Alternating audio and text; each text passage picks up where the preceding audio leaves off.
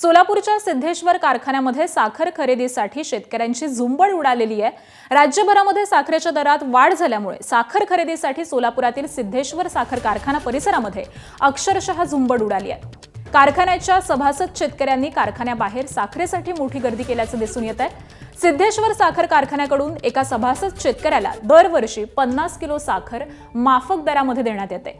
तर ऐन सणासुदीच्या काळामध्ये साखरेचे दर वाढल्यामुळे शेतकऱ्यांनी कारखान्यातून साखर घेण्यासाठी मोठ्या प्रमाणात गर्दी केल्याचं दिसतंय। अचानक वाढलेल्या गर्दीमुळे कारखाना प्रशासनाची देखील चांगलीच धावपळ झाल्याचं दिसून येत आहे। आणि याच सगळ्या संदर्भामध्ये अधिक माहिती देतात आमचे प्रतिनिधी आफताब शेख सध्या आपल्या सोबत आहेत। आफताब, कारखान्याबाहेर साखर खरेदीसाठी मोठ्या प्रमाणात झुंबड उडाल्याचं दिसून येत आहे। नक्कीच आकांक्षा, खरं तर सभासद शेतकरी जे असतात, जे शेतकरी संबंधित साखर कारखान्याला ऊस घालतात, त्या शेतकऱ्यांना दरवर्षी कारखान्याच्या माध्यमातून 50 किलो साखर ही माफक दरात दिली जाते।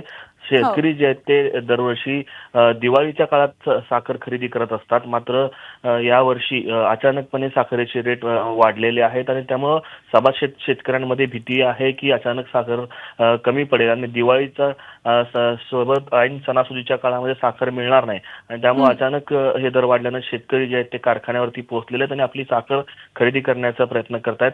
अचानकच हे सगळे शेतकरी कारखान्यावरती आल्या कारणानं झुंबड जी आहे ती अक्षरशः उडालेली आहे। प्रशासनाची देखील धावपळ होताना आपल्याला पाहायला मिळते।